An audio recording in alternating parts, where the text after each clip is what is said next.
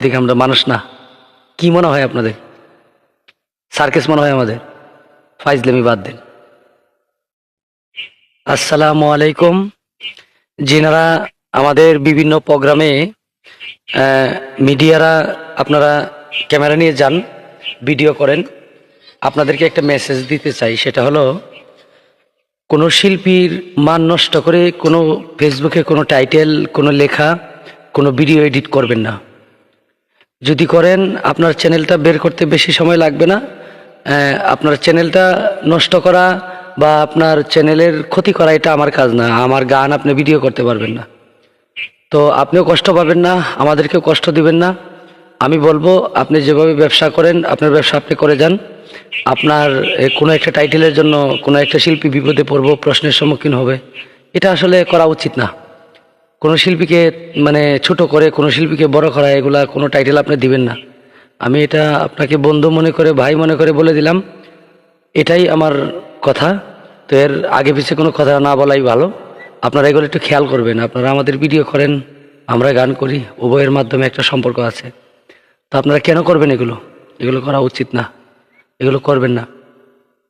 আর এই কয়দিন আগে একটা প্রোগ্রামে গিয়েছিলাম, আমি বলেছিলাম যে আমার একটি গান আমার ফেসবুকের মধ্যে, নারী আর গাড়ি বিশ্বাস না করি, স্টিয়ারিং ছাড়লে যাইব রুটের বাইরে, নারীর কাছে পুরুষ মারার মেশিন আছে। তো আজকে থেকে আপনার ওই 4 মাস আগে যে প্রতি মিলিয়নে ডলার দিত আপনার, ওই $50 $60 করে দিত। এই যে দেখেন, আমি দেখাই আপনাদের, অনেকেই বলে 20 মিলিয়ন কি, 20 মিলিয়ন আসলে বুঝি না এটা 20 মিলিয়ন, ওরকম ভাবে বোঝার কিছু নাই। তো যাই হোক, এখন বিষয় হলো, প্রতি মিলিয়নে 20 মিলিয়ন, সরি, প্রতি মিলিয়নে আপনার দিতে হইল এই $50 করে, $40 $50 করে দিত। তো $50 করে দিলে 20 মিলিয়ন ভিউ হইলে একটা গানে। তো আমি একটা গান তো সপ্তাহে 3বার 4বার ছাড়ি, একই গান, মানে ওই গানটাই আমার, আপনারা দেখবেন একই সপ্তাহের মধ্যে 3বার 4বার ছাড়া হয়। তো এটা বলছি যে ওই গান দিয়ে আমি প্রায় 4 থেকে 5 লক্ষ টাকা ইনকাম করছি। তো একজনের কথা হইলো যে 20 মিলিয়ন ভিউ হয়ে $50 করে দিলে আপনার টাকা তো 1.5 লাখ এত হয়। তো একটা গানই আপনার মানে রিলস আকারে অন্তত 20বার 30বার ছাড়া হয়েছে।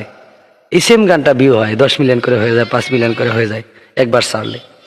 তো এগুলো আসলে ভুল ধরলে তো মানুষের ভুলের শেষ নাই। তো আপনারা যারা আমাদেরকে ভালোবাসেন, আমাদের ভিডিও দেখেন, আমরা জানি আপনারা ভিডিও দেখেন।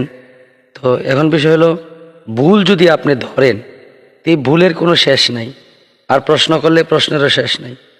তো সবচেয়ে বড় বিষয় হলো, যিনি লিখছে এটা যে নয়ন শেখ এই এত লাখ টাকা ইনকাম করছে, এগুলো আপনার লিখতে হবে কেন? একটা মঞ্চের মধ্যে বিভিন্ন ধরনের কথা আমরা বলি, তো যে কথাটাই আপনার মানে একবারে প্রশ্নের সম্মুখীন হইতে হবে, এরকম একটা কথা দিয়ে টাইটেল দিতে হবে ভিডিওটা এডিট করে, এগুলো মানুষের কাজ? এগুলো কেন করবেন আপনারা? শিল্পীদের ক্ষতি করার জন্য কি ইউটিউব চ্যানেল দিয়ে বিভিন্ন মিডিয়াতে ঘুরেন? এগুলো কোনো কাজ? আমরা ভালো থাকতে চাই, আপনাদেরকেও ভালোবাসতে চাই। দয়া করে আমাদের ক্ষতি করবেন না। আমরা মানে কোনো হার্ডভাবে কোনো কথা বলতে চাই না, আপনাদের কোনো হার্ডভাবে কোনো কথা বলতে চাই না। দয়া করে এগুলা বাদ দিবেন। আর যে সমস্ত টাইটেল দিচ্ছেন, এগুলা আপনারা ওই যে এক টাইটেল দিলে দেখুন যে বাউল নয়ন শেখ এই এই পলি সরকারকে কি এর বিয়ের কি জানি, তারপরে আমি নিচে দিকে কমেন্টস করলাম যে এগুলা এই কি ধরনের টাইটেল এগুলা? মানে আমাদের কি মানুষ মনে হয় না আপনাদের? না, সার্কেস মনে হয়? আমাদের পরিবার নাই, আমাদের আত্মীয় স্বজন নাই, আমাদের বংশ পরিচয় নাই, আমরা গান করে দেখি আমরা মানুষ না? কি মনে হয় আপনাদের? সার্কেস মনে হয় আমাদের? ফাইজলামি বাদ দেন।